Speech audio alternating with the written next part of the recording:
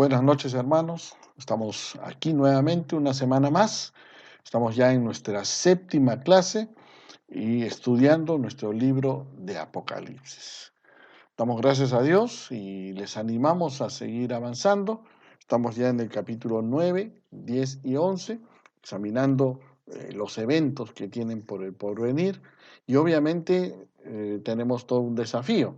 Entonces, ¿qué tal si inclinamos nuestras cabezas, le damos gracias a Dios y pedimos su misericordia para que nos ayude en esta noche a estudiar su palabra? Señor, te damos gracias, te amamos y te bendecimos. Y Señor, queremos reconocer que todo lo que somos y tenemos proviene de ti. Queremos que nos ilumines, que nos hables a través de tu palabra, ahora que vamos a estudiar este libro de Apocalipsis. Guíanos, cuídanos y enséñanos, pero sobre todo permítenos ser sensibles a tu voz y obedecerte. En el nombre de Jesús. Amén.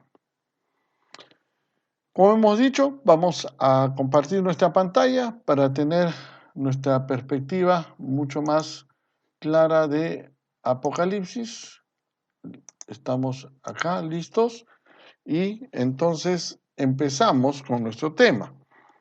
Ya hemos dicho inicialmente que nosotros en la Alianza Cristiana y Misionera del Perú creemos que los personajes y eventos del libro de Apocalipsis son reales, es decir, que es un libro de profecía relacionada al futuro, que estas profecías aún no se han cumplido y van a tener un cumplimiento futuro.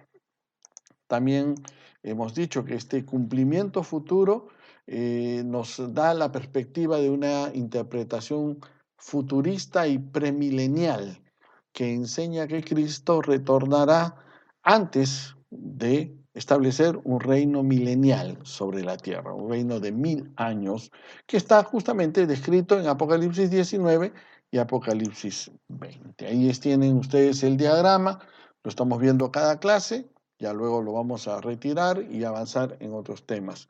Está la muerte de Cristo en la cruz, está la etapa de la iglesia, luego viene el rapto y el tiempo de la gran tribulación o la tribulación, luego la segunda venida de Cristo para establecer su reino milenial, que va a terminar con el juicio final y de ahí el estado eterno, ¿no? Bien. Otro detalle que hemos recargado casi siempre en muchas de las clases y en la introducción es que en el libro de Apocalipsis hay dos esquemas que hay que manejar. Algunas cosas que tienen que ver con el cielo o que pasan en el cielo, que son visiones celestiales, que están en los capítulos que mencionan ahí, capítulo 1, 2, 3, 4, 5, capítulo 7, capítulo 10, capítulo 11 y así sucesivamente. Y luego está lo que pasa acá en la tierra, que son las visiones terrenales, que tienen efectos sobre la tierra. Y está el capítulo 6, capítulo 8 y 9. 11 también. Justamente lo menciono porque ahora vamos a tratar capítulo 9, capítulo 10 y capítulo 11. O sea, vamos a estar cosas acá en la tierra, cosas allá en el cielo, que luego van a determinar cosas acá en la tierra en su momento y de manera apropiada. Este es el esquema o el bosquejo que hemos estado siguiendo de Apocalipsis, capítulo 1, versículo 19, las cosas que has visto, ¿no? El Señor le dice a Juan, escribe las cosas que has visto, la visión que tiene de Jesucristo en el capítulo 1. Escribe las cosas que son, ¿no? Las 7 iglesias, iglesias reales que existían en su tiempo, ¿no? Y ahora las cosas que han de ser, que están relacionadas a los eventos del futuro cuando la iglesia ya no esté presente. Lo que sucederá después, pues, lo que ha de ser después, capítulo 4 hasta el capítulo 22. Y ahí vamos a ver una serie de eventos. Ya estamos ahora en el tiempo de la gran tribulación. Más adelante veremos el milenio, las batallas de Gog y Magog, luego el trono blanco, las cosas hechas nuevas, ¿no? Cielos nuevos y tierra nueva, y el estado eterno de una manera clara. Entonces ahí tenemos un gráfico que nos habla justamente de lo que dice Apocalipsis 1:19. Las cosas que han de ser después. ¿Qué son esas cosas? Son la tribulación, que implica los 7 sellos, las 7 trompetas y las 7 copas. Los 7 sellos, que son 7 juicios, que terminan el séptimo sello en 7 trompetas, que terminan la última trompeta en 7 copas, que terminan con la segunda venida del Señor. Mientras estos sellos se derraman y se abren en las esferas celestiales, acá en la tierra van pasando los juicios uno detrás de otro durante 3 años y medio y 3 años y medio más, o sea, 7 años en total. Esos son los capítulos 4 hasta prácticamente capítulo 19, donde es la segunda venida del Señor.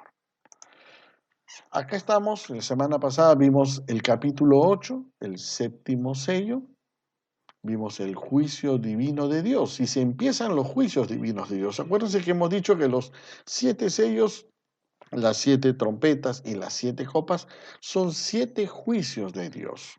Y son justamente juicios que destruyen al planeta, ¿no? Expresando cómo el hombre ha destruido el planeta y van destruyendo la propia naturaleza del planeta, ¿no? Las plantas, el mar, la vegetación, el agua dulce, todo se va destruyendo.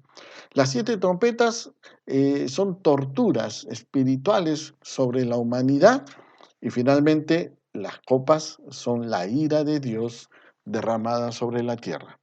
No nos olvidemos que estamos bajo un principio. Dios está tomando control nuevamente de este planeta, de esta tierra, de la creación. Y ojo, no solo este planeta, toda la creación que cayó en manos de Satanás por la desobediencia del hombre en el pecado. Entonces, si hacemos una comparación, vamos a encontrar que los primeros 4 sellos y las trompetas representan juicios dirigidos contra la tierra en forma paralela. ¿Qué significa esto? Que los primeros 4 sellos salen lo que conocemos como los 4 jinetes del Apocalipsis, que traen guerra, tiranía, hambre, muerte, ¿no? Pestes, todo eso. Y las primeras 4 trompetas que hemos estado viendo son la destrucción de la vegetación, de las aguas dulces, del mar y del cielo. Es decir, todo lo que el hombre conoce empieza a ser destruido de tal manera que Dios está impulsando al hombre a rendirse a él. No lo va a obligar, pero le está impulsando de manera espiritual a que lo haga.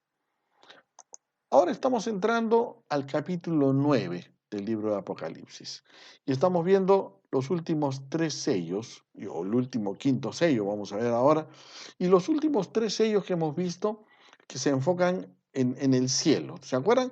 El clamor de los mártires, ese quebranto cósmico, que el cielo se enrolla como un pergamino, y un preludio celestial de 7 trompetas. Y la última trompeta nos va a hablar de, obviamente, las últimas trompetas, que es el séptimo sello, nos va a hablar de juicios infernales en sentido de términos espirituales y demoníacos. Pero no nos avancemos porque eso vamos a ir viéndolo en su momento. Vamos al capítulo 9, versículo 1 en adelante, donde se va a abrir la quinta trompeta. Si tú tienes tu Biblia abierta, vas a leer que el quinto ángel tocó su trompeta.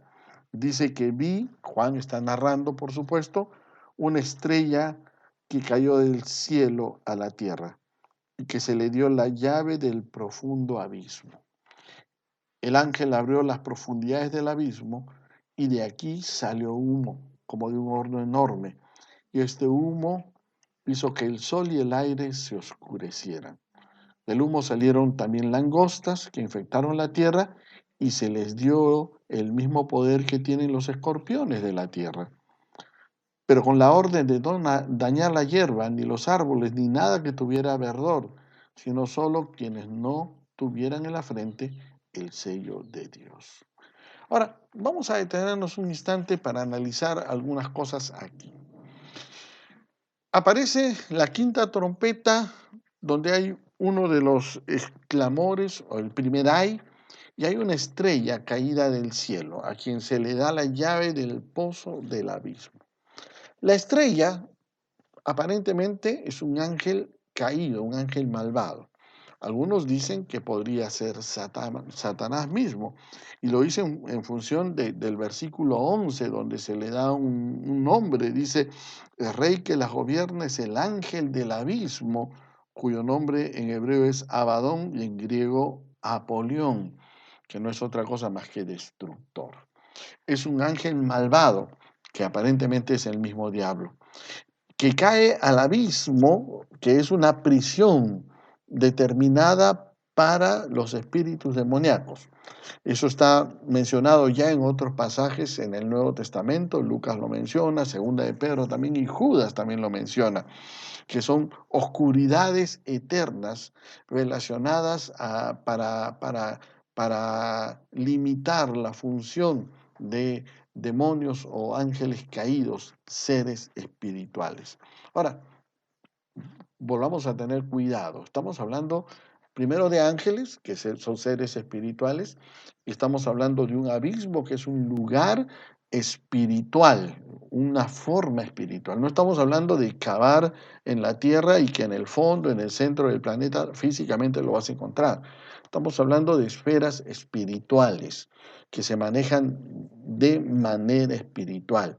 Y entonces esto lo que nos hace ver, lo que nos está diciendo de manera tan clara, es que en este quinta trompeta, este quinto juicio, un, un ángel caído, un demonio espiritual, es lanzado a la tierra, donde va a desarrollar todo un proceso también de castigo y juicio. Se le da, dice a él, las llaves del pozo del abismo. Ahora, no nos olvidemos que todo esto está dentro del marco de los propósitos de Dios. Y yo sé que algunos en su cabecita en este momento estarán preguntándose, ¿y por qué Dios permite eso? Volvamos de nuevo a nuestro contexto. Estamos en el tiempo de la tribulación. La iglesia ha sido ya llevada a los cielos, está en las esferas celestiales, ya no está acá en la tierra. En la tierra están los hombres que han decidido consciente, voluntaria y personalmente someterse a las fuerzas del enemigo, al anticristo, someterse a lo que no es Dios, negar lo que es Dios. Si alguno se convierte a Cristo, obviamente va a recibir el sello de Dios y posiblemente va a ser muerto, como dice acá en el texto, porque si tú lees en el texto, se le da poder a estas langostas que salen de este pozo, que son espíritus demoníacos, se le da poder de torturar, dice ahí, a los que tienen el sello y a los seres humanos, y matar a los que tienen el sello. Pero justamente es eso. Mira el versículo 5. No se les permitió matar a nadie, sino solo hacer sufrir a la gente durante 5 meses, con el mismo dolor de una picadura de escorpión. Y durante este tiempo la gente intentará morir, pero no lo conseguirá. Deseará la muerte, pero ésta huirá de ellos. De alguna manera es un tipo de tortura espiritual que está sucediendo a través de esta quinta trompeta. No nos olvidemos nuevamente que el propósito de todos estos juicios es que el hombre vuelva a Dios y se arrepienta. Pero lo más duro y lo más difícil es que el hombre no lo quiere hacer. El hombre no quiere arrepentirse, como el día de hoy, que no lo quiere, prefiere no, e incluso decide no vivir una vida arrepentida. Avancemos un poco más de detalles en esta quinta trompeta. A las langostas se le da poder para atormentar a las personas que no tienen la marca de Dios por 5 meses. Más o menos es el tiempo que se establece ahí, ¿no? El versículo 5 lo dice. Como parte del juicio de Dios, se le permite que estas huestes demoníacas desciendan sobre la tierra como un enjambre de langostas destructivas. Por eso esa asociación de como langostas, pero si tú te das cuenta en el texto, habla que son como langostas, pero con una especie de espolón tipo escorpión, ¿no? porque obviamente hacen daño, hieren. Las langostas, ustedes saben que muerden y las plantas y destruyen, pero no matan a la gente, definitivamente. Pero los escorpiones sí tienen un espolón que hincan, que tienen un veneno especial. Dice que esta manera de tortura no va a producir muerte, sino dolor, porque la gente va a buscar la muerte y no va a tener el escape de la muerte, sino va a seguir viviendo en tortura. Y hemos dicho ya que esta forma de langostas es porque son agentes del juicio de Dios, así como lo eran las langostas en el Antiguo Testamento. Acuérdense bien que en el libro de Joel se nos habla de una plaga de langostas que prefiguraba la invasión que iba a tener de parte del reino del norte de Babilonia, de parte de Dios, sobre el reino del sur de Judá que había abandonado los caminos de Dios. Finalmente, en el versículo 11 se dice que el rey que las gobierna es el ángel del abismo, describiendo de una manera dramática a un ser de carácter demoníaco, que es llamado Abadón o Apolión, ¿no? En griego y en hebreo y en griego, que son los dos conceptos que se manejaban en esa época, ¿no? Los judíos usaban culturalmente el hebreo, pero coloquialmente era el griego, y es Abadón o Apolión, que no es otra cosa que destrucción y tormento de parte de Satanás. Avanzamos un paso más y inmediatamente a partir del versículo 13 hasta el versículo 21 aparece la sexta trompeta. Ya hemos terminado los sellos, ahora estamos entrando a la parte final de las trompetas y aparecen los ángeles con una misión, 4 seres con una misión muy clara. Mira el versículo 13 en adelante, dice: cuando el sexto ángel tocó su trompeta, oí una voz que salía de los 4 cuernos del altar de oro que está delante de Dios, y esa voz le decía al sexto ángel que tenía la trompeta: desata, desata a los 4 ángeles que están atados junto al gran río Éufrates. Y fueron desatados 4 ángeles, los cuales estaban preparados para matar en esa hora y ese día y ese mes a la tercera parte de la gente. Y oí que el número de las tropas de a caballo eran de 200 millones. Ahora, mira este sexto juicio, ¿no? Estamos en el sexto, quinto, sexto. Estamos entrando ya, por último, para entrar al último conjunto de juicios, que es el séptimo, la séptima trompeta, que son las 7 copas. Pero este sexto sello nos trae, o sexta trompeta nos trae 4 demonios o ángeles demoníacos. Ahora, no nos confundamos, por favor, porque cuando se dice ángeles, no nos olvidemos que Satanás es un ángel caído. O sea, también es ángel. Tiene las atribuciones o los atributos de ángel, pero ángel caído, que son un conjunto de ejércitos espirituales. Se habla de 200 millones de demonios que salen del río Éufrates, que son las tropas o las huestes demoníacas, que por la descripción parecería ser un ejército sobrenatural de seres espirituales demoníacos que empiezan a crear disturbios, dolor y matar a una tercera parte de la población. Si nosotros pensamos que somos cerca de 7.800 millones de habitantes en la Tierra hoy en día, estamos hablando de 2.600 millones de personas muertas en ese tiempo. Sobreviven solo 5.200 millones de personas. Y obviamente estamos hablando de una matanza drástica y dramática de una gran parte de la población. Ahora, de nuevo, vuelvo a la insistencia. Muchos preguntarán por qué. Por la rebeldía del hombre. Nunca nos olvidemos que, si bien es cierto, Dios es un Dios de amor y gracia y misericordia, también es un Dios de justicia y de juicio. Es un fuego consumidor. que Él toma posesión y toma juicio cuando la ley se quebranta. Y lo más terrible de todo esto, ¿sabes qué? Que a pesar de todo este juicio, a pesar de toda esta rebeldía, la gente no quiere arrepentirse. La gente no quiere venir a Dios. Mira el versículo 20 y 21. Dice, el resto de la gente, los que no murieron por estas plagas, ni aun así se arrepintieron de su maldad, ni dejaron de adorar a los demonios, ni a las imágenes de oro, plata, bronce, piedras y madera, las cuales no pueden ver, ni oír, no pueden caminar. Tampoco se arrepintieron de sus asesinatos, ni de sus hechicerías, ni de su inmoralidad sexual, ni de sus robos. ¿Me entiendes? Estamos hablando de un tiempo de juicio de un mundo que está distante, totalmente ajeno a Dios.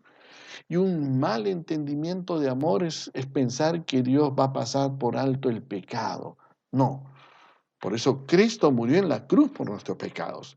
Si Dios a nosotros, a ti y a mí nos perdona nuestros pecados es porque nos escondemos en la cruz de Cristo, porque nos hemos arrepentido y porque hemos dado vuelta en nuestro camino y nos escondemos en la obra de Cristo.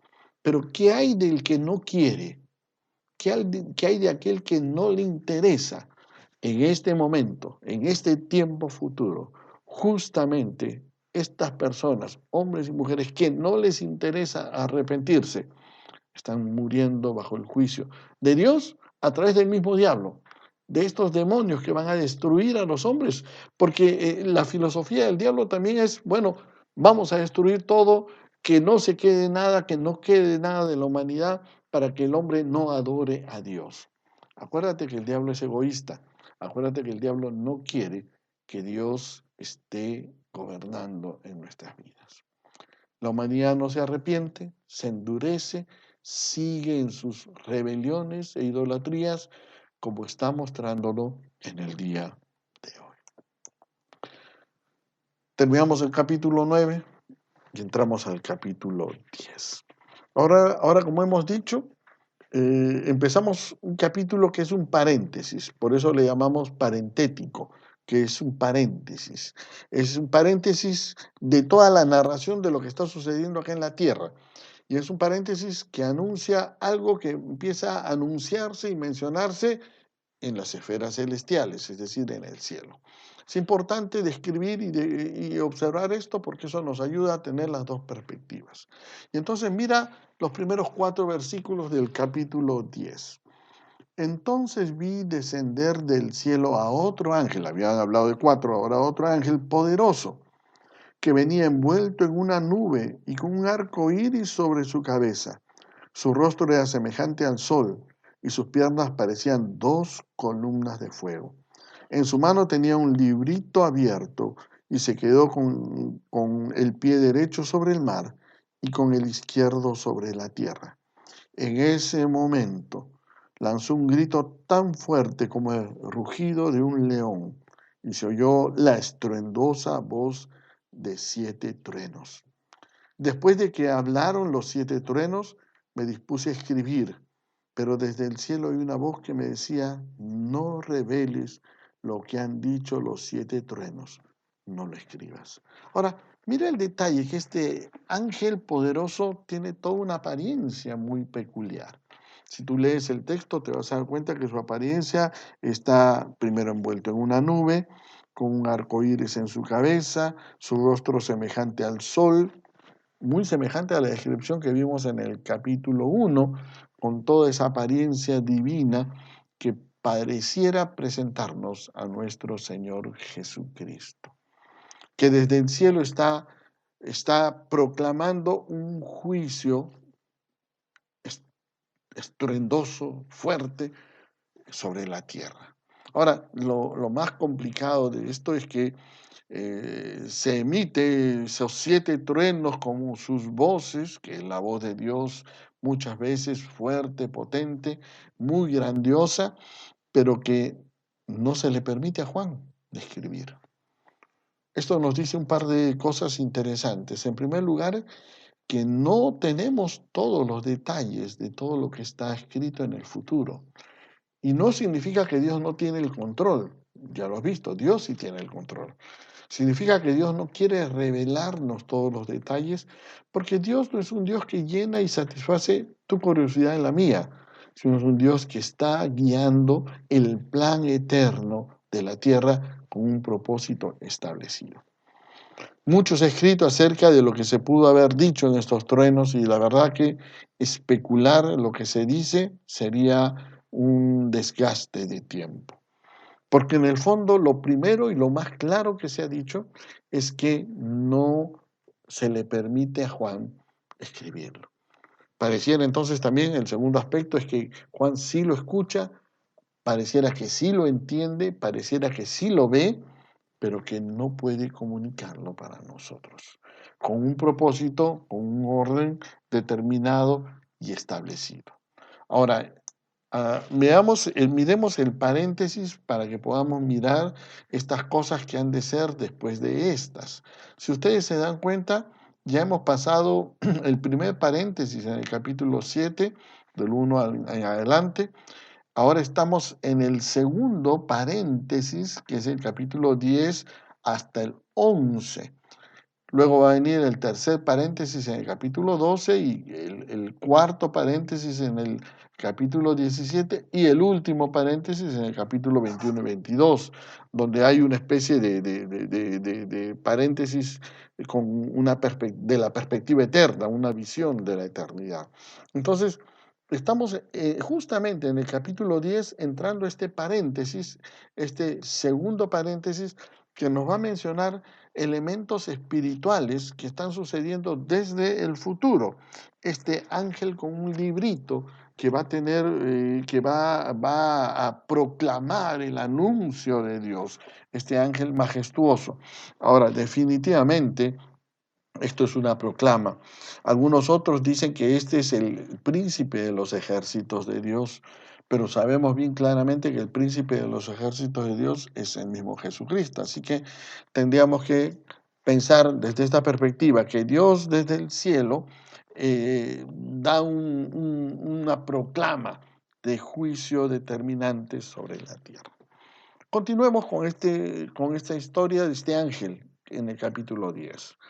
En el versículo 5 en adelante, dice que entonces el ángel que vi que estaba sobre el mar y sobre la tierra, acuérdense que había puesto un pie en el mar y un pie en la tierra, de manera sobrenatural, eh, levantó su mano derecha al cielo y jurando por el que vive por los siglos de los siglos, por el mismo que creó el cielo, la tierra, el mar y todo lo que en ellos hay, dijo, se acabó el tiempo. Se acabó el tiempo. Cuando llegue el momento de que el séptimo ángel comience a tocar la trompeta, se cumplirá el misterio de Dios, que él ya había anunciado a sus siervos, los profetas. La voz que oí del cielo volvió a hablarme y me dijo, ve y toma el libro abierto que tiene en la mano el ángel, que está en pie sobre el mar y la tierra. Y yo me dirigí hacia el ángel y le pedí que me diera el librito y me dijo, aquí lo tienes, cómetelo, te amargará el estómago, pero en tus labios será dulce como la miel. Entonces Juan dice, tomé el libro de la mano del ángel, me lo comí, y en mis labios era dulce como la miel, pero una vez que lo comí, me amargó el estómago.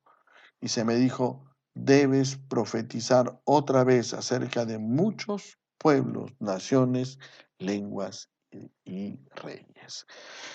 El misterio de Dios, ese misterio escondido por los siglos, está a punto de ser revelado. El mismo ángel lo proclama.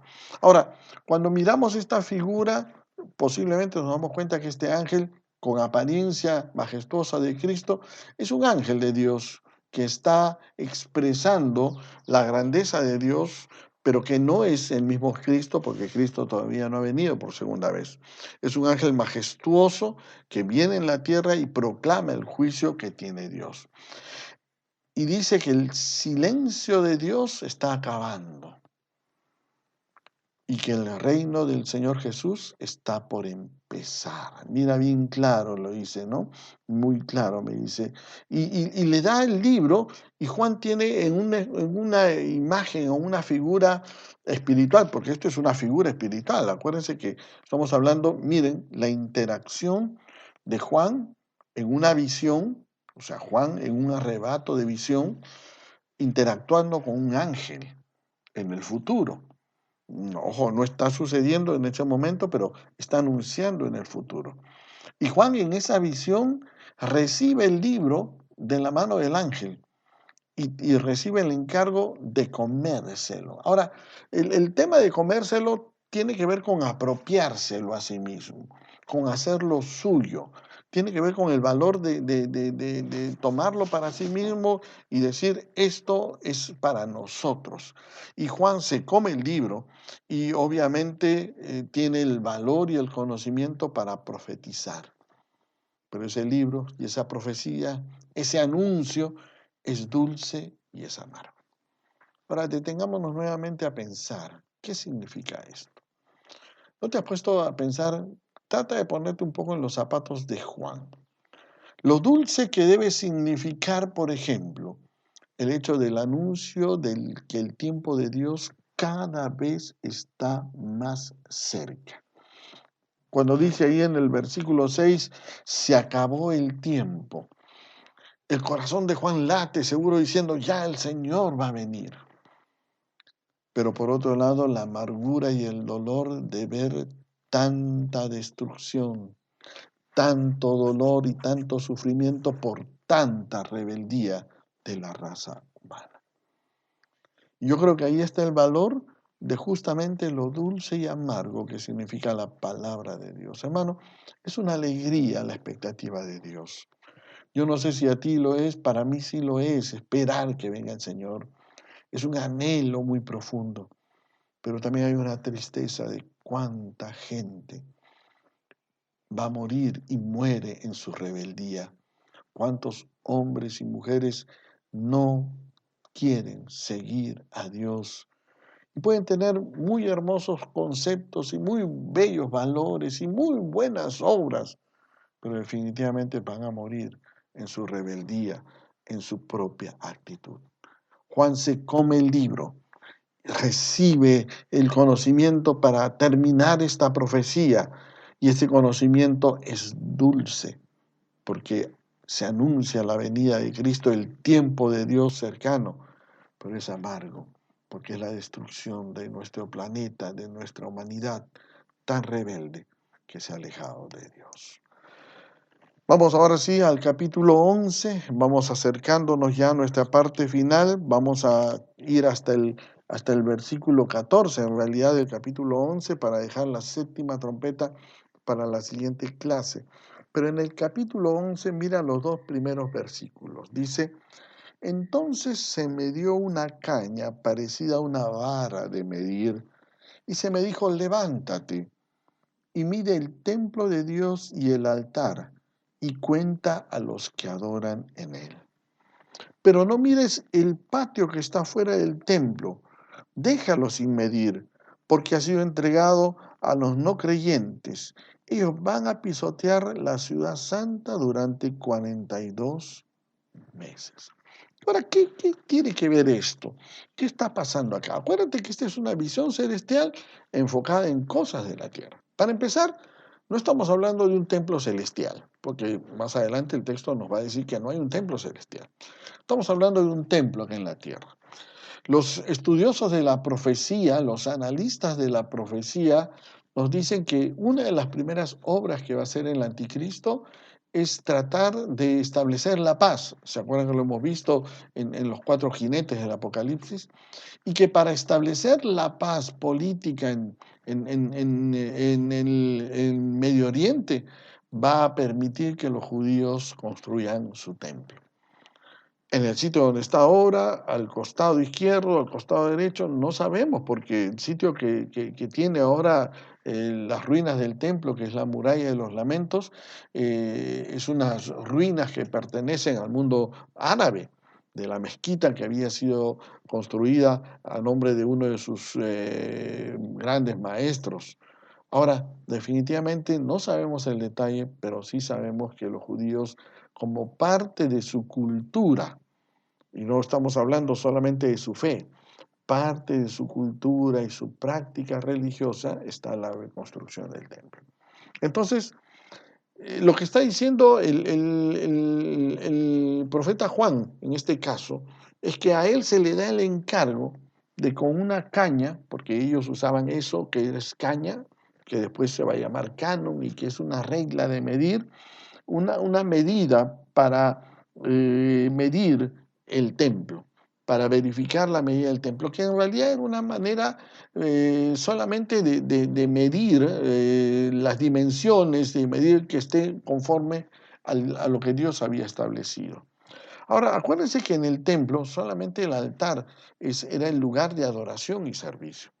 En el templo que tenían los judíos en la época de Jesús y obviamente el templo de Salomón, que fue el templo previo. Acuérdense que aquí estamos hablando solamente de eso, del templo de Salomón, que fue el primer templo, porque antes del templo de Salomón era un atrio, nada más, de cortinas de piel. Después se construyó un templo, ese templo se destruyó y se reconstruyó, es el segundo templo de Zorobabel, que es una reconstrucción del templo de Salomón. Y el templo que tenía en la época de Jesús es el templo de Herodes, que se va a construir 30 años antes del nacimiento de Jesús aproximadamente, ¿no? Y definitivamente Herodes lo había hecho para ganar popularidad ante los judíos que no lo aceptaban o lo aceptaban a medias. Entonces, ahora, en este tiempo futuro, se reconstruye un templo. Se mide si ese templo cumple con los requisitos propios del altar, pero se dice que no se mida el patio de afuera, que era el atrio exterior, que era el atrio de los gentiles. Ahora, permítame explicarte este detalle.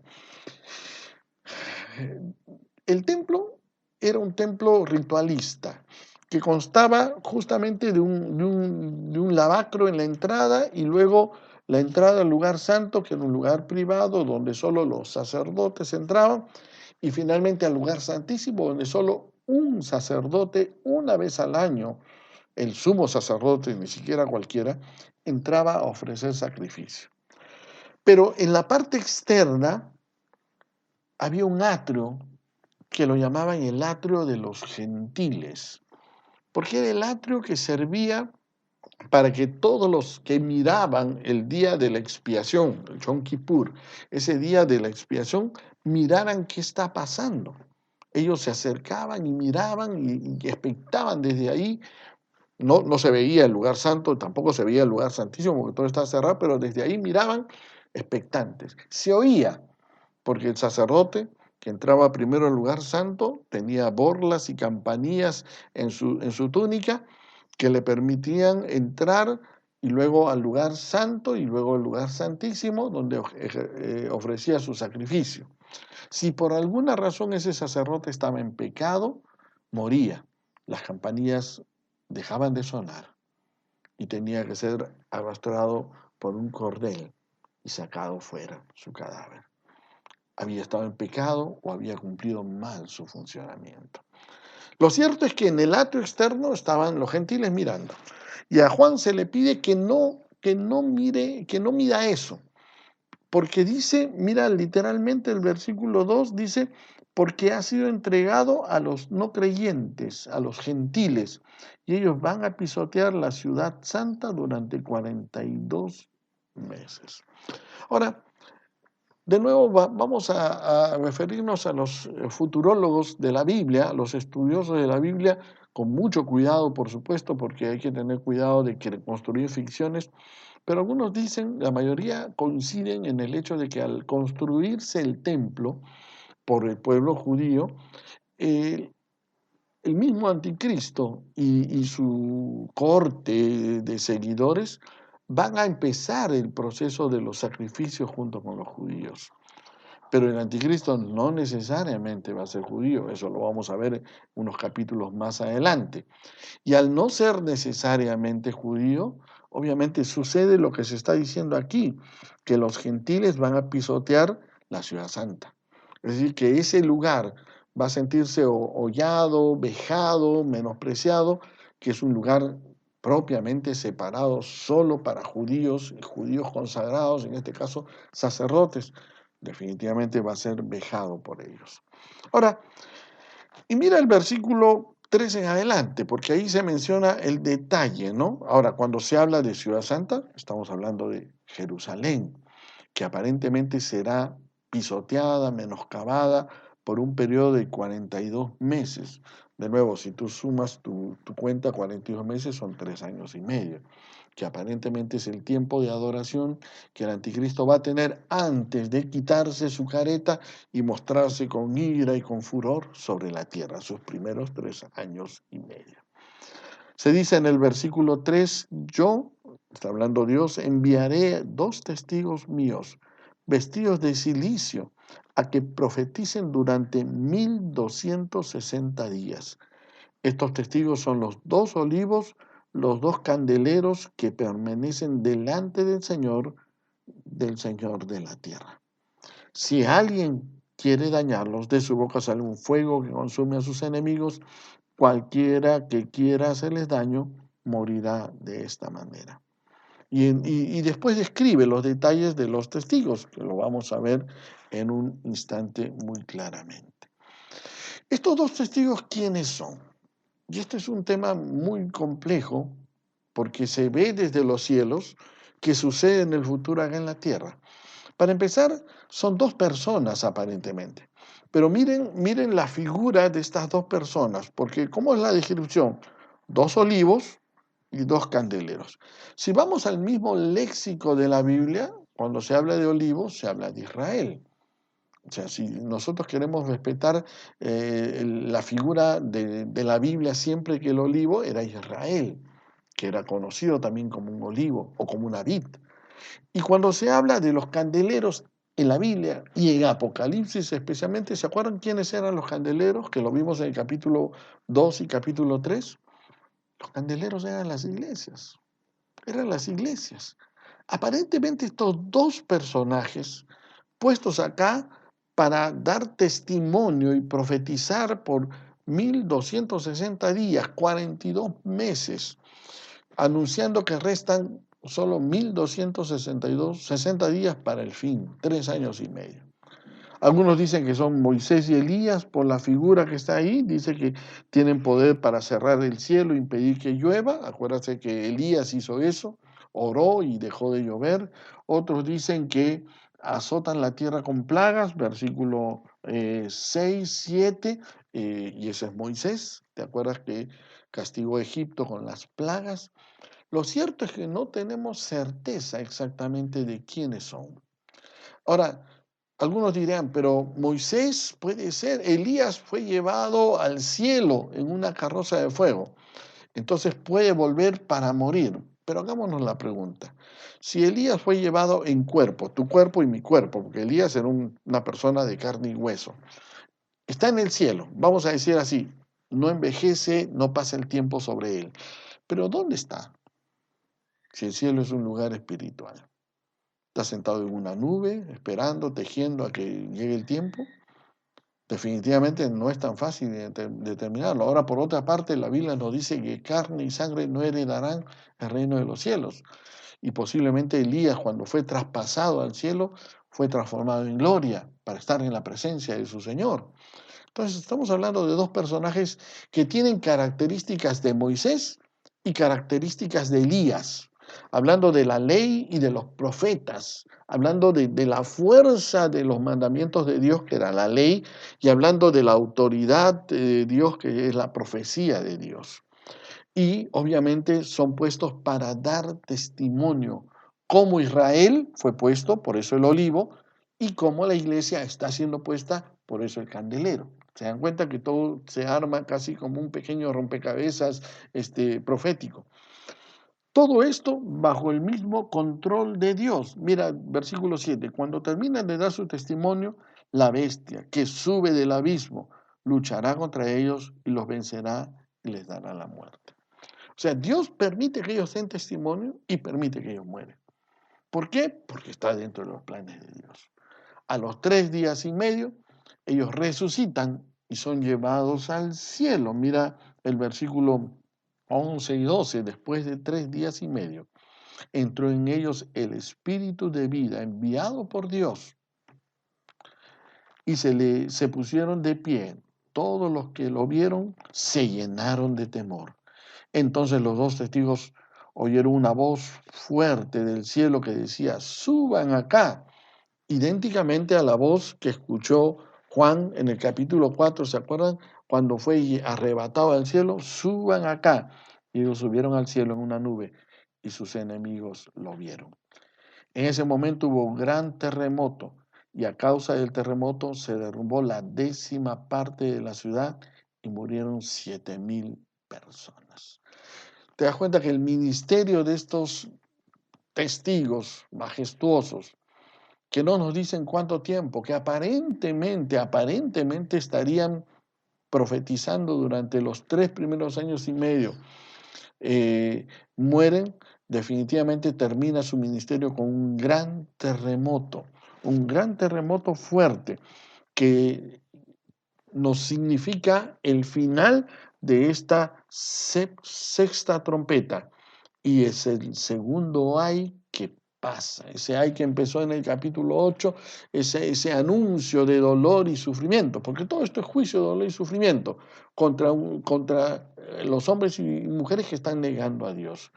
Y entonces el tercer ay es anunciado. Mira ahí el versículo 14, el segundo ay pasó, pero el tercer ay viene pronto. Aparece entonces la 7ª trompeta, versículo 15 al 19, con lo que vamos a terminar nuestra clase en esta noche, donde se anuncia el reino de Jesús de manera clara. Se proclama que está llegando cada vez el tiempo, se está acercando más el tiempo al establecimiento del reino de Dios. Mira el versículo 15 y 16, dice: cuando el 7º ángel tocó su trompeta, se oyeron fuertes voces en el cielo que decían: los reinos de este mundo han llegado a ser de nuestro Señor y de su Cristo, y Él reinará por los siglos de los siglos. De nuevo esa proclama celestial con esta 7ª trompeta, que acuérdate que esta 7ª trompeta va a desatar las 7 copas inmediatamente. Dice entonces: los 24 ancianos que estaban sentados en sus tronos, versículo 16, delante del trono de Dios, inclinaron su rostro y adoraron a Dios. Y nuevamente este conjunto de juicios termina con un proceso de adoración a Dios. Ellos cantaban y decían: gracias, Señor Dios Todopoderoso, el que eres y el que eras, porque has tomado tu gran poder y has comenzado a reinar, estableciendo el reino de Dios en los cielos, que se va a hacer real acá en la tierra. Las naciones se han enfurecido, pero ha llegado tu ira, el tiempo de juzgar a los muertos y de recompensar a tus siervos los profetas, los santos y a los que temen tu nombre, lo mismo grandes que pequeños, y de destruir a los que destruyen la tierra. Y dice que en ese mismo momento el templo de Dios se abrió en el cielo y en él se veía el arca del pacto, y hubo entonces relámpagos, voces, truenos y un terremoto y una granizada impresionante. La presencia misma de Dios. Acuérdense que el templo no ha sido otra cosa más que contener la presencia misma de Dios. Se está manifestando.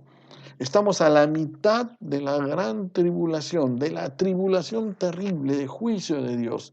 Y el cielo se abre y se manifiesta la presencia de Dios, porque el reino de los cielos se está acercando. Voces, truenos y un terremoto junto con una granizada impresionante se manifiestan. Y entonces hay una visión en función de esta 7ª trompeta, una visión celestial, que es la mujer y el dragón. Pero eso lo vamos a dejar para la próxima semana. Muchas gracias por su atención, gracias por su perspectiva. Que Dios nos permita entender su obrar. Nunca nos olvidemos que Dios en esta expresión está juzgando a esta tierra que ha abandonado sus caminos. Pero que este, dice la Biblia, es el tiempo aceptable, tiempo de amor, tiempo de misericordia, tiempo de buscar a Dios. Vamos a inclinar nuestras cabezas, vamos ahora. Gracias te damos, Dios, gracias por tu amor, gracias por tu misericordia, gracias por tu poder, gracias por estar con nosotros de manera especial y ayudarnos. Bendícenos, Señor, y permítenos aplicar, entender, valorar estas cosas para nuestras vidas y reconocer que tú eres el Señor de nuestro corazón. Ayúdanos, Señor, y guárdanos hasta la siguiente clase. En el nombre de Jesús. Amén. Que nuestro buen Dios les llene de bendición.